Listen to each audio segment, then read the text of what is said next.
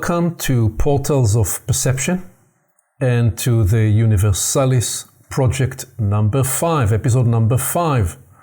And we are calling this one the evolution of knowledge, seeking to appreciate the epoch culmination story. I'm here with Karen Heaney and with Kyriaki Nicandrou. Karen, Kyriaki, welcome. Good to be with you, Aviv and Karen, and looking forward to diving into this adventure together. Yes, hello, Aviv and Kyriaki, and very pleased to be here today to start this exploration. Indeed. So we just a couple of days ago embarked with a global community that is journeying with us on what we call the epoch culmination journey. And there was the idea, could we distill, this was a full day, could we distill some of the core threads of this journey into this medium we're still learning called YouTube. And that's what we're about to embark on right now. And in approaching today, what I realized was we needed to truly endeavor to instantiate what we often in the workshops and the events I lead both on that frontier and actually in the work I do in the world. One of the mental models I use a lot is the idea of scaffolds. If you want to go somewhere, if you want to build something, you first need to build the scaffolds such that you'll be able to build whatever it is you want to build. I watched many years ago the documentary of how the Empire State Building was built, and I also watched the documentary and the beautiful story of how the Golden Gate Bridge was built, and whole story that you needed to build a bridge to build a bridge to build a bridge. And that's the idea of you building scaffolds such that will enable you to put on them further scaffolds such that you'd be able to build something like the Empire State Building. So if you went to the Empire State Building and you took the elevator all the way to the top, the assumption and the false perspective that sometimes we can misinterpret about the situation is that it's just so easy to come and get on an elevator and get to the top floor. But in real life, nothing really works this way. You've got to do a lot of work to build a foundation to enable you to get to those higher elevations on the Empire State Building. And we addressed something around this conundrum in the conversation in the current openings with David Price Francis when we addressed the knowledge problem. One of the elements we addressed there was the Google fallacy and how we live in a time and an age that you think that you want to know something, so you Google it, and there you have it, and you think you know it. And I'm raising all this because one of the conundrums we are about to face by the time we get to talk about the epoch story is, so what do we believe about knowledge? And where is this knowledge sourced, and how it is sourced, and how do we validate it, and what is knowledge anyway? Because we are not only do we find ourselves in a time where we have the tremendous benefit of instant access on Google. I'm not bemoaning this. With so many benefits, I am highly aware of the price we pay, especially with younger generations, in the false premise that is easy to come by, which is, oh, I can get to know anything and everything right away. Missing the whole recognition that there is character development knowledge, there is knowledge we acquire through pain and struggle, there is knowledge we need to journey to get to. So this is the first thing I am just putting on the front end, the idea that this first episode, number 5, on the way to the epoch story, is about putting scaffolds. We're going to actually do it in 2 parts. So number 5 is going to be about the scaffolds necessary such that we can get to a position to appreciate the epoch story. And then episode 6 will go deeply into the epoch story and how we narrate it, again at a very high level. And the other frame of mind that I bring into it is right alongside the scaffolds mental model is the pathway or trail mental model. And I use both because they instantiate and bring to life adjacent awareness. So we're living in the Pacific Northwest, and we've been here for 28 years, and we love the outdoors. There's many beautiful lakes in the Pacific Northwest, up in the Cascade Mountains. So you can sit at home and you can look at a map and you can actually get the map and the brochure and these days the video of any of those beautiful lakes. But if you actually want to experience the lake, and in this family, in our family, there is a family rule. In the Pacific Northwest, you never allow yourself to be next to a body of water without submerging in it. And there are very cold lakes because there are glacier lakes in the area. So we've developed the discipline and the practice of submerging in very cold water. So in this beautiful part of the planet, when you want to travel to see and actually experience diving and submerging in a glacier lake, we need to get out of the house, get in the car, drive to the trailhead, walk there, whatever, 4 miles or 10 miles in a good day, climb up the mountain such that we can get to actually experience submerging in the lake. And knowledge and development knowledge and special knowledge is a bit like that. We've got to embark on a journey. Sometimes that journey takes many years. Today, in part 5 and then in part 6, we will try to, in a couple of hours, explore a journey behind which there are thousands of hours of work and study and contemplation and meditation. And that is part of the challenge, that is part of the conundrum with the video medium. How do we communicate this? Because, so when I talk about the scaffolds, the idea of scaffolding, I mean that in knowledge sense. I also mean this in the ecology sense. When we conduct workshops and explorative and contemplative journeys with groups of people, big part of it is actually cultivating the ecology, the mental ecology, the ecology of sentiment, the ecology, the energetic ecology, the psychospiritual activating ecology. And all those elements are very important if you're going to be able to access certain knowledge and for it to make sense. There is a lot in the world, especially in the world of arts, about getting in the flow and allowing the muse to speak through you.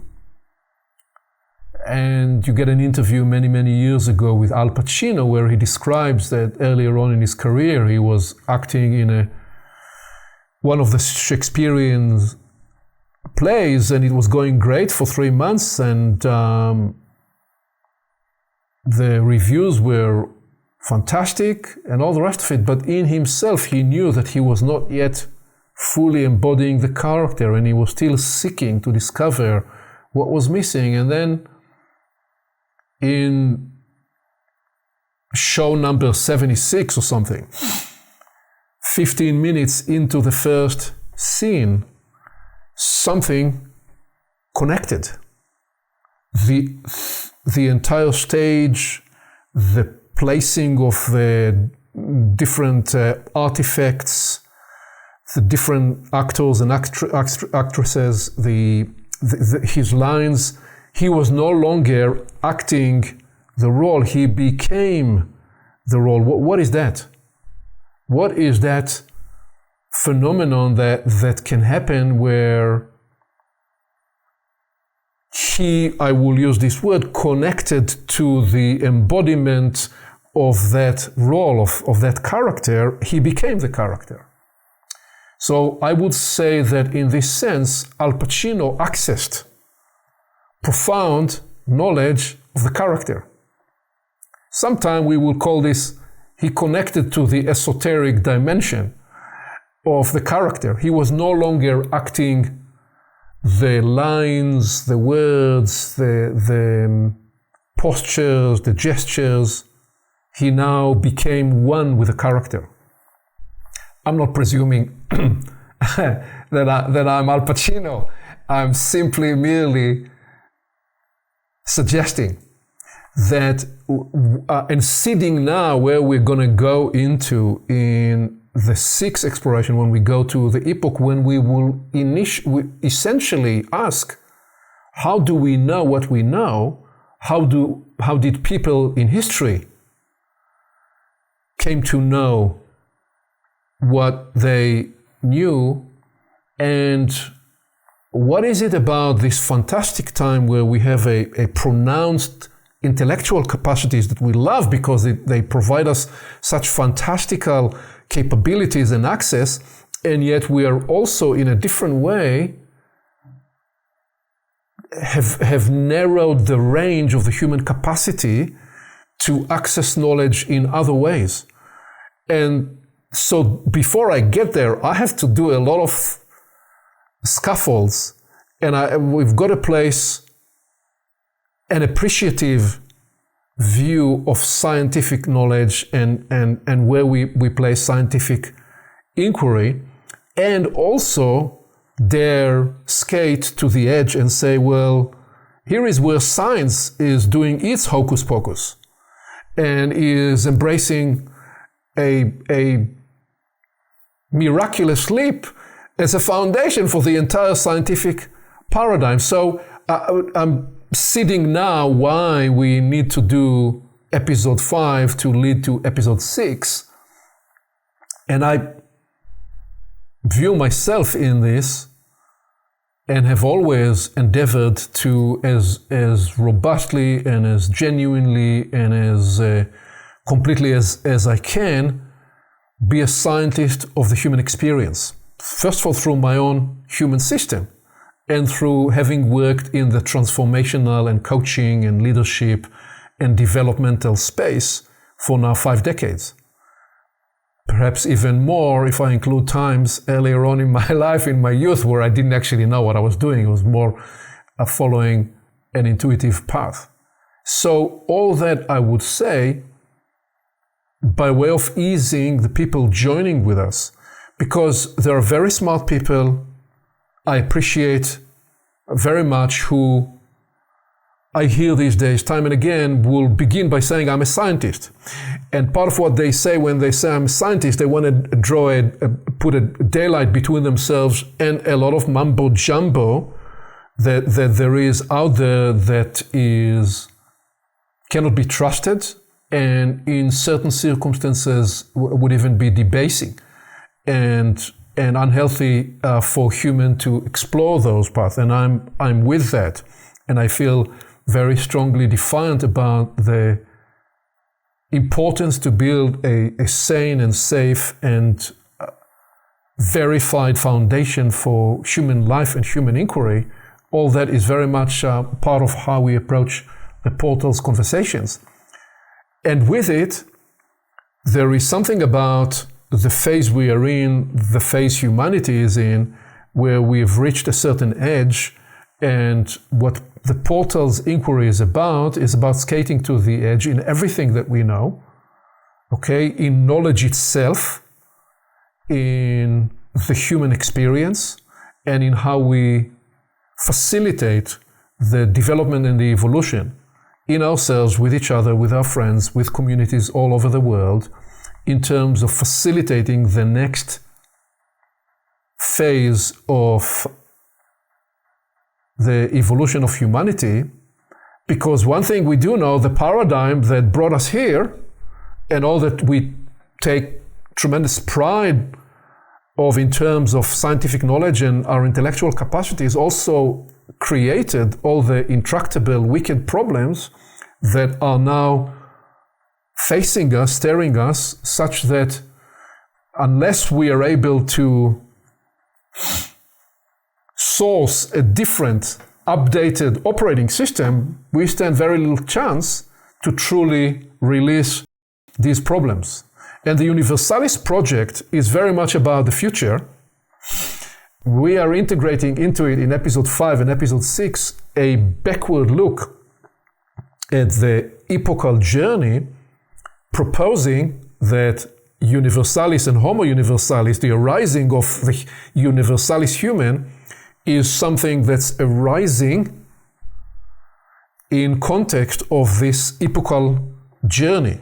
So that's me trying to do a very condensed seeding and scaffolds for why we're doing episode 5 and what we're going to be doing in episode 5. And in a minute, I will bring a slide with several questions that we will journey into, and will then create the foundation for what we are then going to be approaching in episode 6. So please, Karen, Kiriki, anything you'd want to say to this, please play jazz with this opening.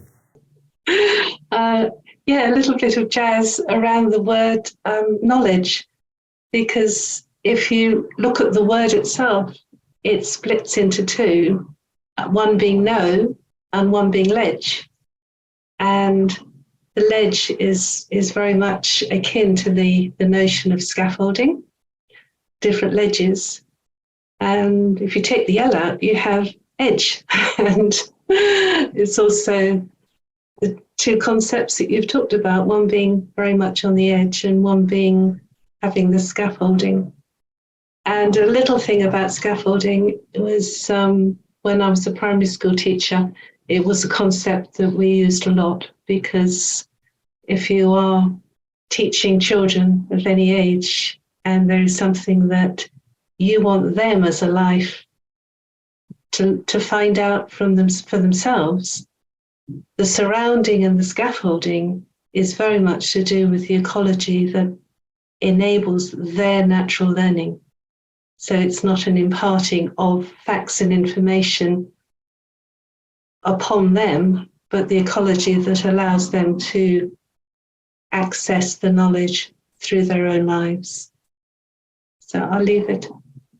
Thank you. Thank you, Karen. Please, Kiriki. So just to say about the science, that I think in its birth, science was a movement against the narrative of believe and don't research. That was very, very prevalent because of the church control and so on.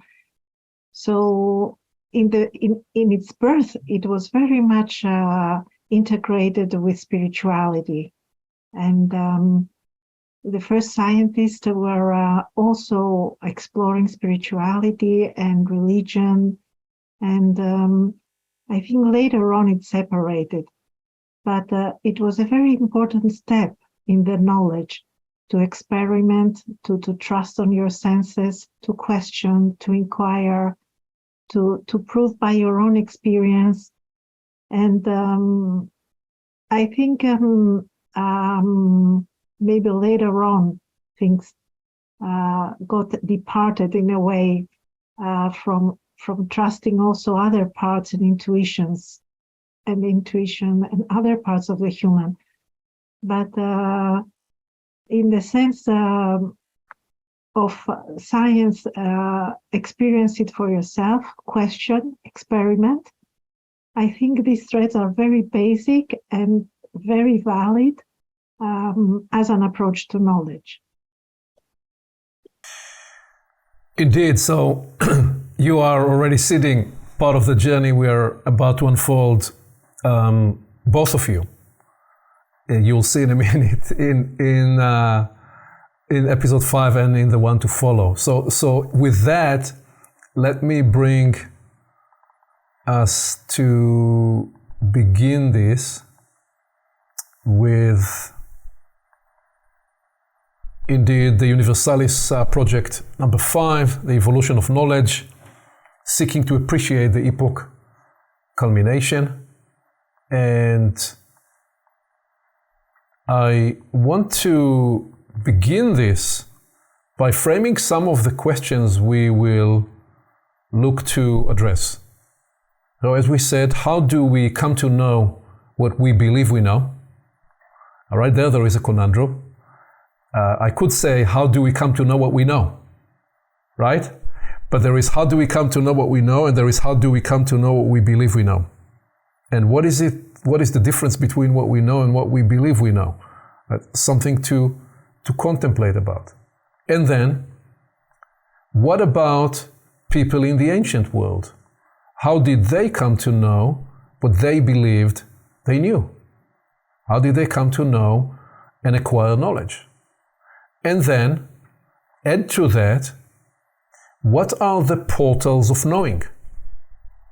In other words, by portals we mean what faculties, what human faculties enable us to acquire knowledge?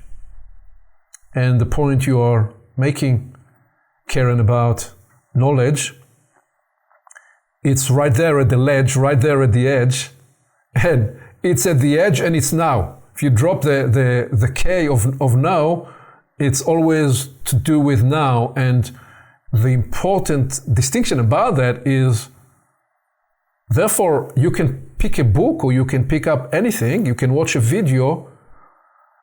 The access to knowledge is always to do with what is occurring in this moment, right here, right now. Whether you're watching this alone with friends, whatever it is you're doing. So what are the portals of knowing? And we're going to explore the 3 portals of knowing in this conversation in a little bit, and what faculties enable us humans to acquire knowledge.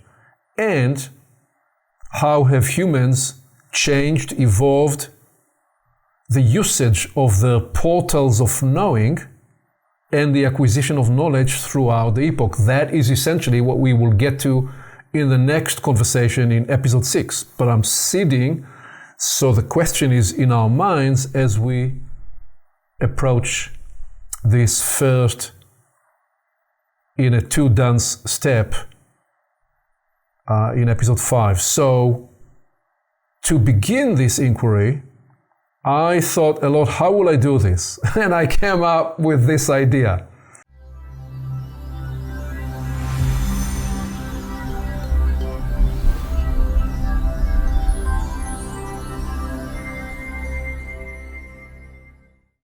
Along with our website at portalsofperception.org, Portals is also available on YouTube and on all podcast platforms, as well as social media. You can become an active member and join the conversation in community events. And you can help us get the word out by liking this content and by sharing it with your friends.